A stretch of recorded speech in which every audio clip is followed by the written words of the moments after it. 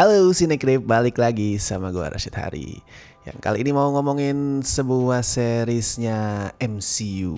Ini series terbarunya Marvel Cinematic Universe yang juga baru tamat ya. Ini gue review karena emang seriesnya itu baru aja kelar sekitar mungkin beberapa hari yang lalu lah, hari Rabu kemarin tuh baru tamat. Dan ini buat gue dari yang sejauh ini gue lihat ya, ini adalah series MCU yang hype sebelum perilisannya itu paling gede. Salah satu yang paling gede. Mungkin cuman bisa ditandingin sama Loki, karena ya Loki itu adalah salah satu karakter Marvel yang paling populer, sama WandaVision. Kalau WandaVision wajar sih, soalnya itu kan series MCU pertama yang tayang di Disney Plus waktu itu. Dan emang keren banget, jadi hype-nya tinggi. Nah, yang satu ini juga hype-nya dari yang gue lihat nggak kalah tinggi sih. Salah satu yang paling gede lah hype-nya sebelum perilisannya itu ada Daredevil Born Again yang total tuh punya 9 episode. Agak nanggung ya anjir.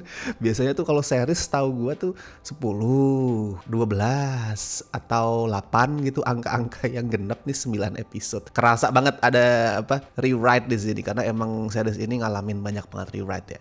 Dulu sebelumnya itu formatnya adalah 18 episode. Anjing banyak banget. Terus cenderung episodic, which is tiap episode itu punya cerita yang beda-beda dengan tone yang ya let's say lebih dekat sama MCU yang kita kenal lah, lebih ringan. Tapi terus kemudian ditulis ulang, dibikin ulang. Ya nggak semuanya shoot ulang sih, nggak semuanya tuh reshoot, tapi banyak episode yang diotak-atik, ditulis ulang, diganti, dibuang, sampai akhirnya sekarang ini jadi 9 episode yang lebih istilahnya lebih konvensional lah, nggak episodik tapi punya cerita yang berkelanjutan dalam satu season. Intinya adalah lebih pengen miripin sama series Daredevil yang di Netflix. Jadi misalkan lu adalah fans dari 3 season Daredevil yang di Netflix, jangan khawatir, ini ceritanya nggak yang kemudian melupakan progresnya si Daredevil di 3 season itu. Ini adalah kelanjutan cerita dan lu akan bisa ngerasain itu, tone-nya masih sama. Dan jangan lu jadi berpikir, wah ini masuk MCU nih secara resmi. Ya dulu juga MCU sih, cuman kan MCU anak tiri ya, MCU malu-malu. Jangan lu berpikir karena ini masuk ke main MCU terus Daredevilnya jadi jago ngelawak gitu, enggak.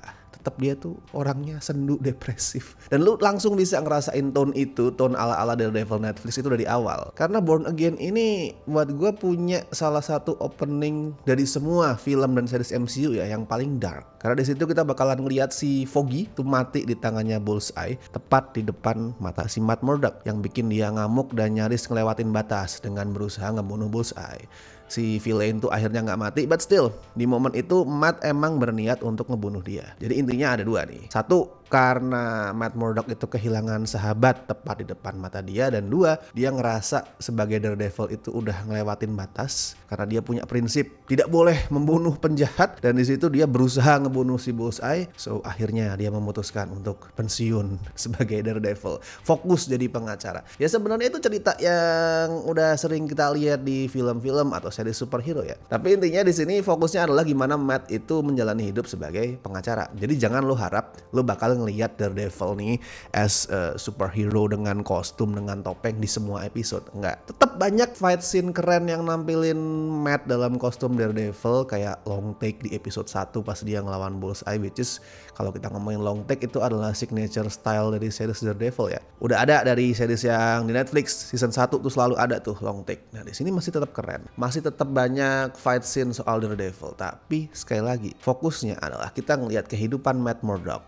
as Matt Murdock, bukan Matt Murdock si Daredevil, tapi Matt Murdock the lawyer, si pengacara. Born Again ini lebih pengen ngeliatin gimana sih di balik topeng Daredevil itu si Matt adalah manusia biasa, tapi bukan berarti dia nggak lagi jadi hero. Itu poin utamanya. Poinnya adalah di sini kita ngeliat gimana Matt ternyata tetap seorang hero, tetap seorang jagoan walaupun tanpa topeng, tanpa secret identity sebagai vigilante. Kayak yang kelihatan pada saat dia tuh jadi pengacara yang ngebela Hector Ayala, yang juga punya secret identity ya, orang vigilante bernama White Tiger. Di situ Hector dituduh berusaha membunuh polisi, dan Matt yang yakin kalau Hector tuh nggak bersalah berusaha menegakkan kebenaran lewat jalan persidangan. Jadi kayak dia di sini tuh mikir bahwa gue bisa loh berguna untuk masyarakat, untuk sistem dengan cara yang sesuai jalur hukum. Ya kita tahu pada akhirnya dia akan sadar kalau semua itu adalah bullshit, karena orang-orang yang jahat semuanya juga melawan sistem, nggak menuruti sistem. Pemerintah yang korup, pejabat-pejabat yang kotor itu nggak ada yang ngikutin sistem. Dan lewat semua persidangan-persidangan yang dilalui Matt itu di Born Again, kelihatan pesan utama yang series ini bawa yang lagi sangat relevan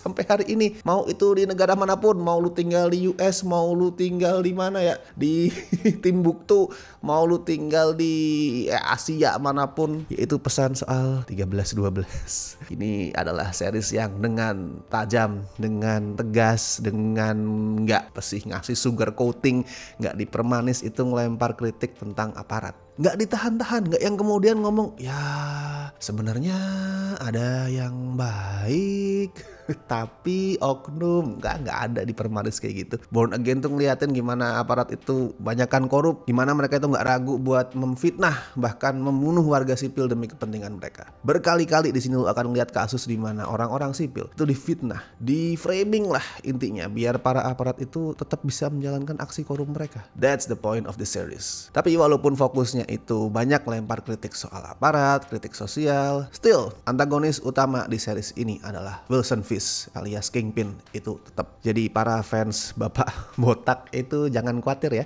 Gue juga fans dia soalnya. Gue sempat khawatir ini kalau dibawa ke MCU orangnya jadi cupu gimana, karena kita ngeliat kan di Hawkeye dia sempat nongol walaupun nggak bisa dibilang menghancurkan karakternya, tapi gue tetap merasa itu Wilson Fisk yang beda men. Itu kayak auranya beda banget. Gue khawatir ini nih dirusak nggak ya sama MCU, tapi ternyata nggak. Wilson Fisk yang muncul di sini adalah Fisk yang kita kenal baik di versi Netflix. Fisk yang bikin banyak penonton termasuk gue itu bahkan pada saat nonton seriesnya dulu lebih ngebelain dia daripada si superhero nya, karena dia likable in a weird way, mungkin in a strange way, karena dia adalah psikopat yang ngebunuh orang mafia, but still dia punya sisi likable-nya sendiri. Tapi di sini Fisk udah bukan jadi kingpin si mafia ya. Beda, di sini dia sudah jadi wali kota New York, anjir. Itu sesuai sama komiknya BTW. Tapi kalau lu ngerasa aneh, mungkin ada, gue yakin beberapa penonton yang ngerasa aneh. Anjir, plot hole kah ini? Maksa banget gak sih? Masa seorang penjahat, seorang mafia kayak Kingpin itu bisa menang pemilu? Ya lu tinggal lihat aja, yang menang pemilu di US siapa? Kalau di Indonesia beda ya, di Indonesia beda.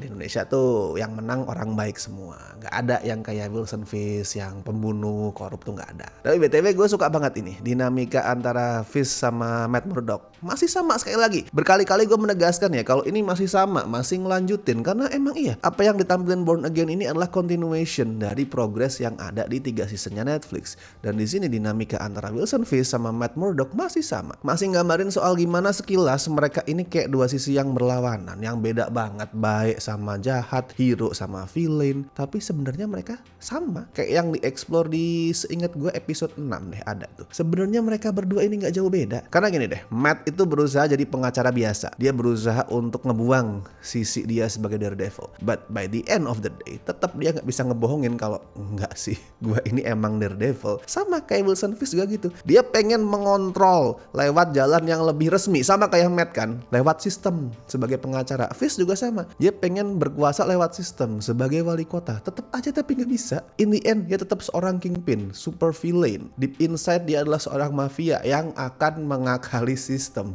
Jadi intinya mereka berdua ini sama. Dua sisi dari sebuah mata koin. Kayak berlawanan tapi sebenarnya satu kesatuan yang gak bisa dipisahin. Sama aja. Dua orang yang krisis jati diri kayaknya ya. Dan sekali lagi ngomongin Wilson Fisk, ini adalah Wilson Fisk yang kita semua suka, yang gue suka. Ini adalah Wilson Fisk yang kompleks karakternya, yang jahat tapi sebenarnya dia itu secara tulus emang pengen memperbaiki New York dengan cara dia sendiri. Ini masih Wilson Fisk yang bucin banget sama Vanessa, dan ini masih Wilson Fisk yang brutal, Wilson Fisk yang anjing lah. Kalau di Hawkeye sekali lagi ya, bener-bener bikin gue khawatir Wilson Fisk tuh rusak karakternya, karena di sana dia kayak henchman gede yang on, yang juga nggak sekuat itu, tapi di sini dia balik lagi sebagai Wilson Fisk Kingpin yang keren. Silahkan lu tonton sendiri di episode terakhir ya.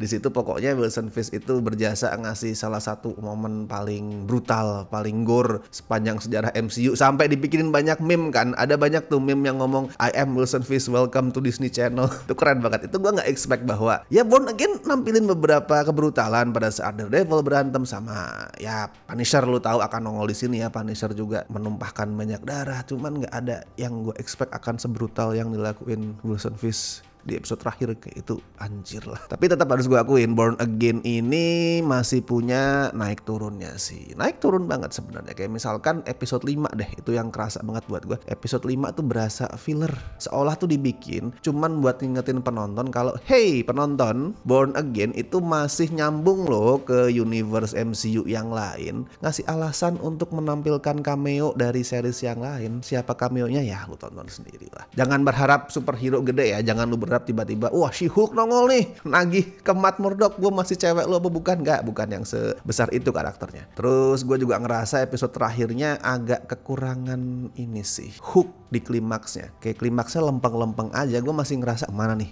big fight-nya mana nih, tapi nggak ada big fight-nya. Ya udah tiba-tiba kelar. Walaupun gue suka endingnya, gue nggak suka klimaksnya which is non-existence. Nggak ada klimaksnya buat gue, tapi endingnya, konklusinya gue suka. Ending yang kelam tapi tetap somehow hopeful, punya harapan. Terus diiringin lagunya Radiohead ya, Everything in its Right Place, yang kerasa ironis banget, ngomongin soal gimana semua itu ada di tempatnya masing-masing, tapi sebenarnya kita lagi ngeliat New York yang kacau kan. Terus gue juga suka gimana di ending itu akhirnya judul seriesnya itu jadi kenyataan, karena di situ Daredevil akhirnya born again. Ya ini emang series tentang how Daredevil died, dalam tanda kutip ya, how Daredevil died and then born again. Dan itu bisa disampaikan dengan baik, dengan make sense. Kita paham kenapa si Matt itu berusaha membunuh sosok Daredevil, pensiun, dan akhirnya kita paham juga kenapa setelah dia repot-repot ngelakuin itu, berusaha tobat, gak mau jadi vigilante, kok dia balik lagi pakai topeng. Kita bisa paham proses dia di sini. So overall dari segi penceritaan, Born Again ini ya salah satu series MCU yang paling oke sih. Apalagi kalau misalkan lu ngeliat gimana kualitas seriesnya belakangan ini ya. Orang banyak bilang wah film MCU itu sekarang tidak sekuat dulu. Men, lu belum nonton seriesnya aja.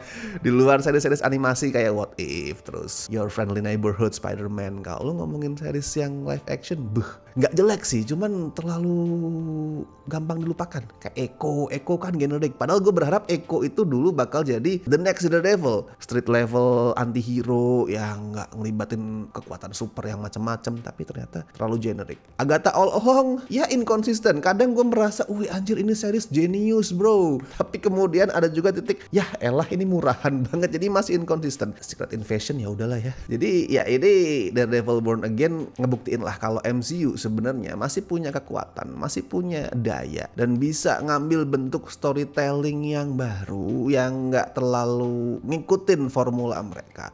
Kalau misalkan mereka mau. Ini kan nggak yang ekstrim banget ya, nggak kemudian MCU itu bikin sesuatu kayak siapa ya, Zack Snyder gitu misal, yang terlalu bloody gore. Enggak kan, ini nggak terlalu ekstrim. Intinya adalah kalau MCU itu berani sedikit aja deh keluar dari zona nyaman mereka, ngasih sesuatu yang agak berbeda, bisa aja dan hasilnya bagus, dan lu nggak akan merasa ini kayaknya bukan MCU deh. Enggak. Jadi silakan MCU ya dieksplor lagi. Oh ya, skor gue lupa anjir. Kalau skor untuk Daredevil Born Again ya 7,5 lah dari 10. Gue udah berniat ngasih 8 tuh kalau klimaksnya keren, tapi ternyata lempeng aja. But still it's good. Ini melanjutkan harapan gue sebenarnya.